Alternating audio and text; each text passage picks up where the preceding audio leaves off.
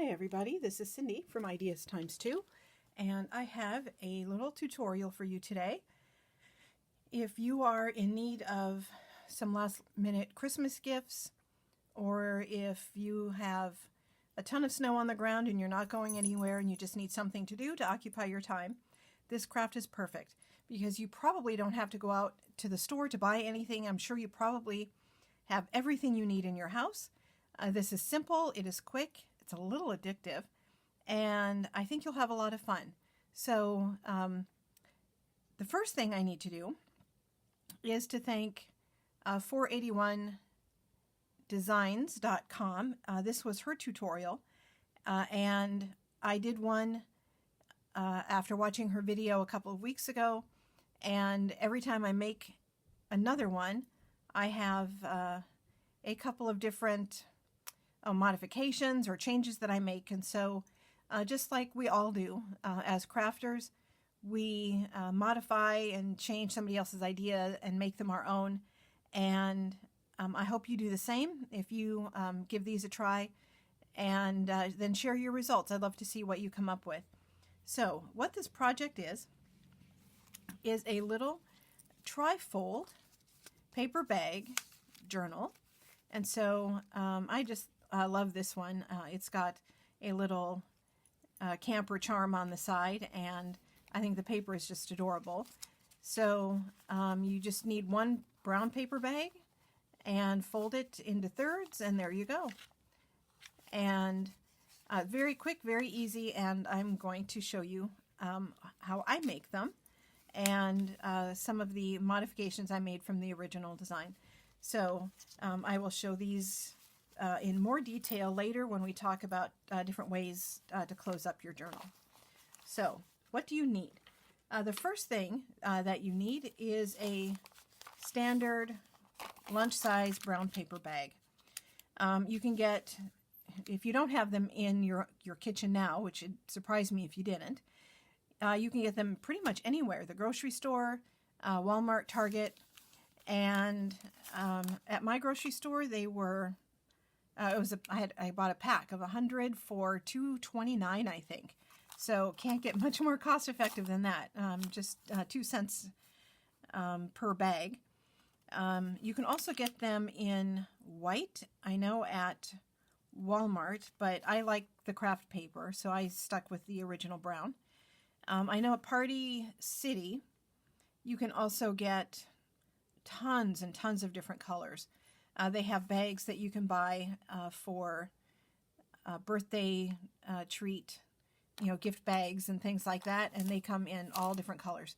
So if you don't want to go with the standard brown, check out Walmart for white or Party City for any color you can imagine. So that's the first thing. Standard lunch bag. You need 2 pieces of coordinating cardstock. This is pretty lightweight and will work fine, or you can go with a more heavy-duty paper like I did with this one. This paper is very thick, very heavy-duty, and it's up to you. I think both of them will give you good results. Since I've tried both, I'm happy with both. Whatever you have in the house. Don't worry about running to the store to get special paper. You don't need it. So 2 pieces that coordinate. You're going to need some embellishments, and you could go with stickers or words or washi tape, charms, ribbon, lace. You can be as elaborate or as simple in your design as you want. And so you'll just want a couple of little things, little cards, maybe some charms. With this journal in particular, I'm going with an angel and a star. This journal is for my mom. I'm going to put it in her Christmas stocking. And so you might want to use some charms. Really anything, whatever you can come up with. If you like the shabby chic look or the vintage or aged look, then you might want to have some ink and a dauber, and that's what I'm going to use for this one. The majority of the other ones that I made, I did not distress at all. This one I did, and this one are both distressed. All the other ones I just left. And kind of thinking of my my gift recipients, what I thought they would like. So the choice is up to you. If you like to keep your paper nice and clean, leave it clean. If you like the shabby chic look, if you like vintage, if you like grungy, grunge it up. Let's see. If you want to sew your signature into your journal, you're going to need a needle and some thread, obviously, but you don't have to. If you're not a sewer, you don't need to worry about that. You can actually staple this. If you have a staple with a long neck, then that would work perfectly fine as well. You're going to need some glue.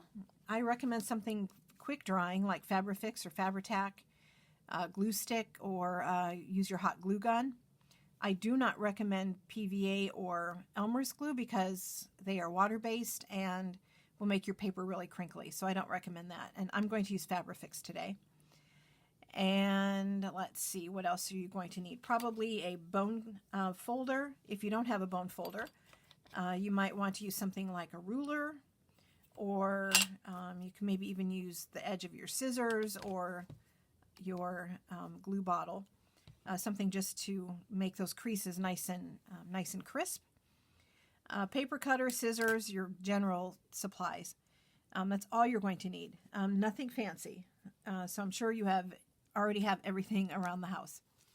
So first thing I'm going to do is I'm going to do a little bit of gluing and folding here. And for this project, you're going to fold your bag into thirds. The bottom of the bag side, this will be your inside flap.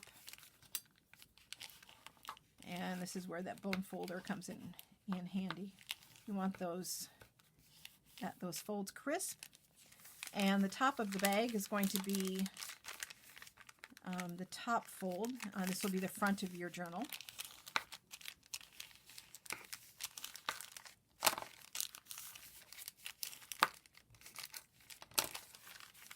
And so next thing you need to do is grab your glue.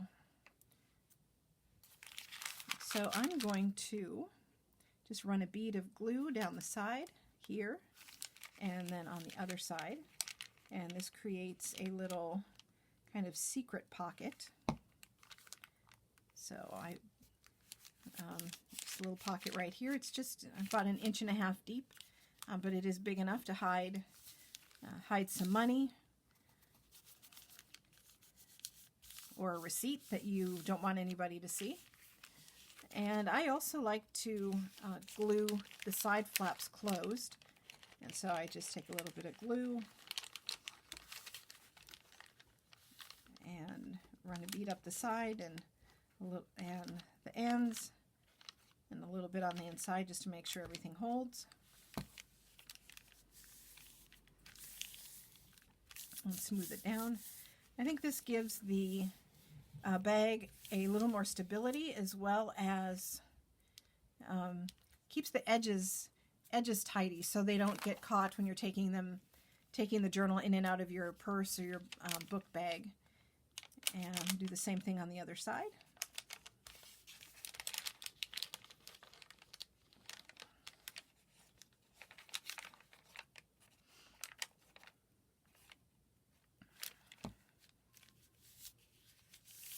And smooth that down. So I like to work with the inside flap on the right so I don't forget which is my top and my bottom. And you'll see here this makes a nice little pocket. I also like to run just a very small bead of glue down on the bottom so that if somebody is using that, they don't lose something inside. And they shouldn't, because we're going to sew the signature here. but you never know, there something small might slip through. So I like to run a bead of glue there as well. So it's a usable pocket. So here we have our back, our inside flap, and our cover.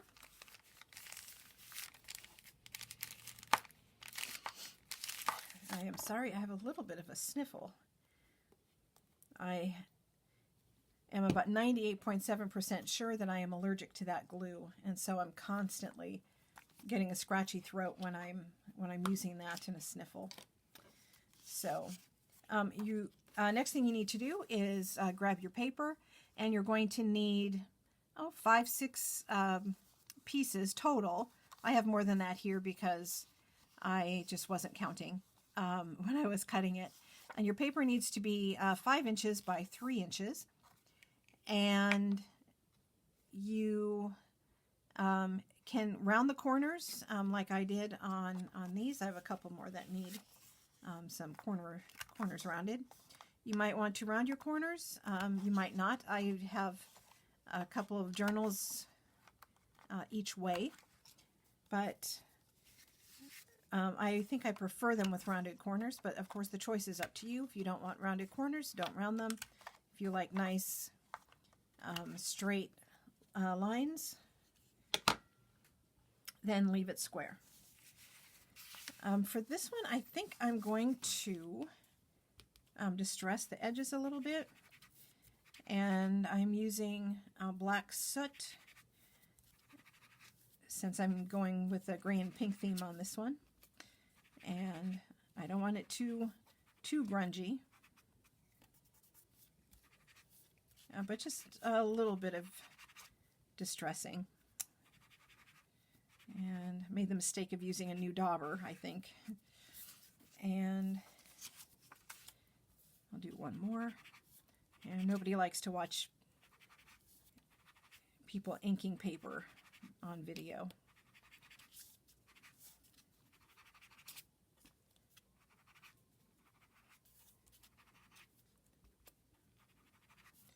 My dauber hasn't had time to get grungy, so it's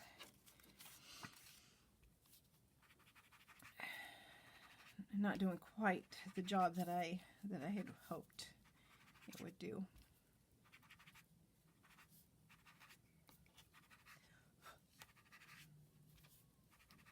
And I think this paper is really pretty, kind of old-fashioned.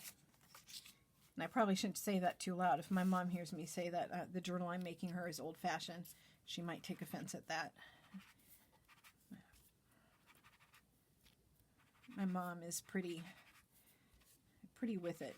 She always has been pretty fashionable and on trend.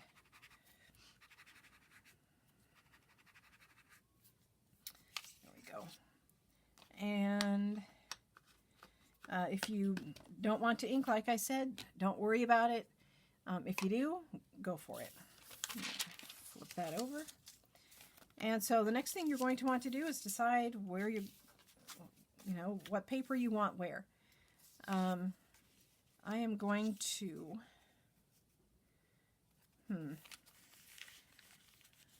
actually I might layer.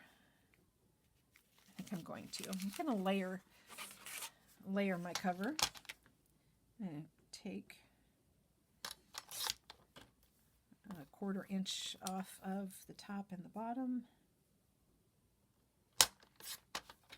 And then, of course, now I have to re-ink and re-round my corners.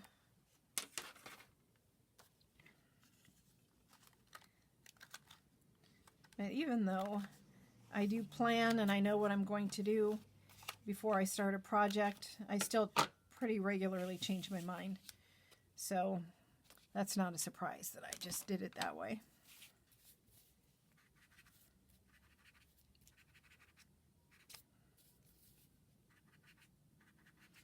All right, so remember the bottom of the bag is the inside flap, the top of the bag is the cover, and I'm going to go ahead and start gluing down my paper. And one thing I like about using Fabrifix or Fabri-Tac is that it dries quickly, but it still dries slowly enough that it gives you a little wiggle room if you make a mistake or you don't get something lined up carefully. It allows you to slide it around a little bit. Hot glue, well, I'm generally not allowed to use a hot glue gun because I invariably will burn myself, and I've had a couple of pretty nasty burns. So I use a cool melt glue gun, and it cools so fast that it doesn't give you, or it doesn't give me anyway, much chance to change my mind about placement of something. So I'm not real comfortable using a hot glue gun for this project. I prefer the Fabri-Tac. Even though, like I said, I believe I'm allergic to it. And they don't have the ingredients on the bottle, and I went online trying to find an ingredient list, and because it's proprietary, they don't list their ingredients. And so I have to contact the company directly to find out what's in it to know if one of my allergens is in it. And I wouldn't be surprised. I'm allergic to formaldehyde, and formaldehyde is pretty much in absolutely everything. And I would not be surprised if it's in this glue.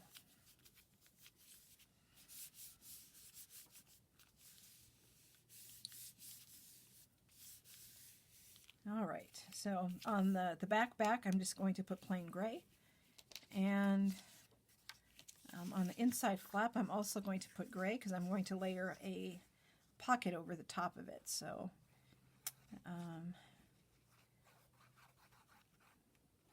you really don't need as much glue as I'm using. I'm kind of paranoid about things falling off, although I can't imagine any of this will.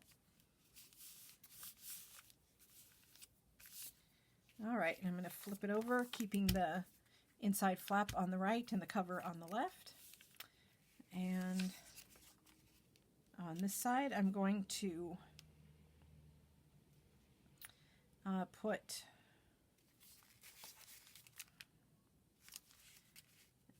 actually on this side, I'm going to put the floral.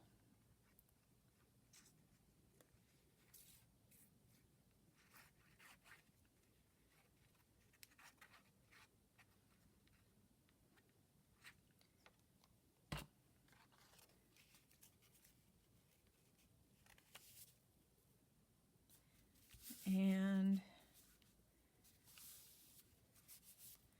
I'm going to put the gray again because I'm going to layer a tuck spot on this side.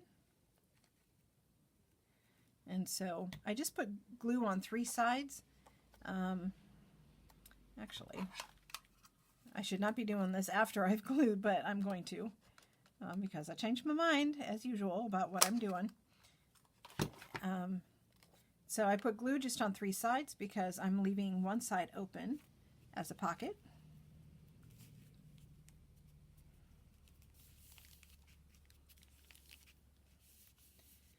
And so it'll make it a little easier for my mom to take whatever she's got tucked in there out. And so we've got that little hidden pocket here. We have a pocket here. We have the nice big pocket up here. Perfect for coupons. And in the center here, I'm going to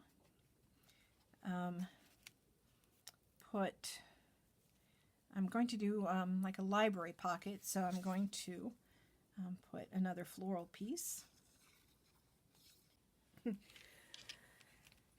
Okay, we skipped a couple of things. My camera turned itself off, and so I think this is about where I ended here in the middle. I glued on a 3x5 piece of paper, rounded corners, and on the bottom I added another little pocket to make like a library pocket, you know, just the right size to put a gift card in which is what I'm going to do, although not chilies for my mom. And I think that's where, kind of where the video ended. So kind of to recap, what we have here is a nice big pocket in the front for coupons or index cards. Down here we have the hidden pocket, another pocket, and a tuck spot. I believe I added this off camera, or after my camera turned itself off. I just put a little lined card here for making, for an address or, you know, a list or some phone numbers or a poem or a Bible verse my mom can write there. And I'm not 100% sure what I'm going to put up here in the front, so I think this is a good place to do the closure, to talk about closures. And so in the original tutorial I saw on from 481designs.com, she just used a clip like this. This is a Tim Holtz vintage clip, and it just gets clipped on like that. And I thought it was really cute, but I was worried about it coming off. I know, even though I don't carry a lot of stuff around in my purse, stuff gets jumbled up in there all the time, and I was afraid it would come off and it would get lost, leaving the book flapping open where it could get caught or torn on something. So even though I think it's cute and used it on the first one I did, I thought there's got to be other ways that we can close this that maybe are a little bit more practical. So this was the first idea. The second journal that I made was this one, and for this one I did a vintage button and then an elastic loop closure, and I sewed the button on, but it's reinforced on the inside of this pocket, and then I used a little bit of glue around on the inside in order to keep it. We're going to try this one more time. So, as I was saying, before my camera turned itself off again, I used a little bit of glue underneath to reinforce it. And for the loop, I used my crocodile and a small eyelet, and just tied a knot in a piece of coordinating elastic. And I think it turned out cute, and it's perfect for this journal. But I thought, you know, there are other ways. So the third one that I did has a ribbon closure, and for this one I used just a piece of inexpensive satin ribbon that I grungied up. I used some ink and water and changed the color on this. And then using my crocodile again, I put in 3 eyelets, one here on the front, and then, whoops, 2 right here next to each other, one on the back flap and one right next to it. And so this, when the back flap is closed over the signature, it's just a quick tie on this one. And so that was 3 different ways: the clip, the button and loop, and then the ribbon. And the fourth one I did was with just elastic, like on a... Okay, when I said we were going to do this one more time, I didn't mean it. We're doing it one last time. So, was this number 4? The fourth way, the fourth type of closure is with just your standard elastic, like a traveler's notebook. And for this one, I just put an eyelet using my crocodile and added a length of elastic that I knotted on the inside. And I think this is my favorite closure. It's the easiest to use, and adds another little pop of color on the front of the journal. So I really like the elastic. And I had one last way, a fifth way, and that is with a standard paper clip. I added a little charm on the end and curled the ends to give it a little added flair and to keep the charm from falling off. And so that is a fifth way to close the journals. And you can use whatever way is easiest for you. If you don't have the tools to add an eyelet, just reinforce the hole and you can still use the elastic. If you want to use a clip or a paper clip, because that's what you have, go for it. Use whatever works best for you. So for this one, I'm going to use elastic. And so one of the times the camera went off, I added the eyelet. I'm going to add a length of dark gray elastic, and that just goes through the hole. And on the inside, I'm going to just give it a loop.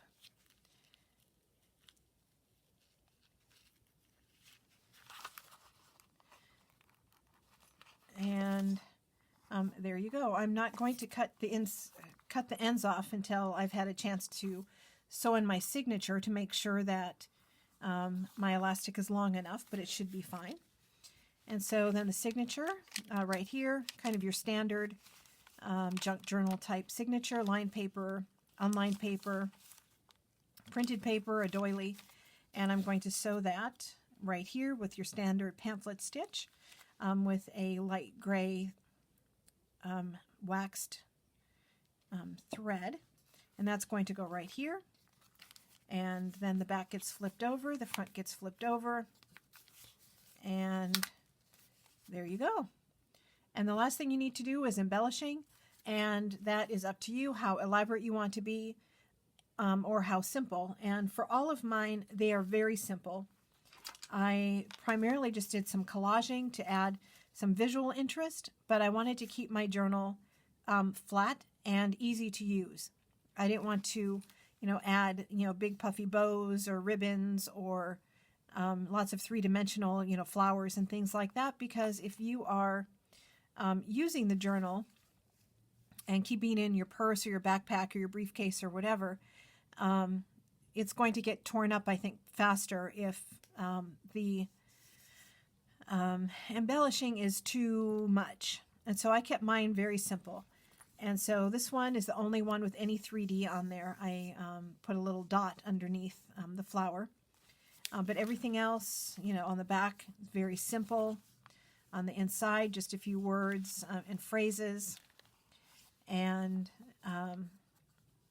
just enough to add visual interest without adding bulk to the journal. So there you go. These are my little Christmas presents this year. And I don't know, maybe I made one for you. So if you need any last minute ideas, something that's quick and easy, that won't cost you a lot of money, you have the supplies on hand, this is a great little project because you probably have everything you need to do one or more of these projects, and it won't take you more than an hour. So I hope you enjoyed your time with me today, and I apologize that my camera kept turning off, interrupting my flow. My video is probably too long because I had to keep starting over. But thank you so much for sticking with me, and enjoy the rest of your weekend. Have a fantastic, joyous holiday season. And if you haven't already subscribed, please do so. Check out our blog, ideastimes2.com, or Etsy store, Ideas Times 2. And thank you so much, and I will see you next time. Bye-bye.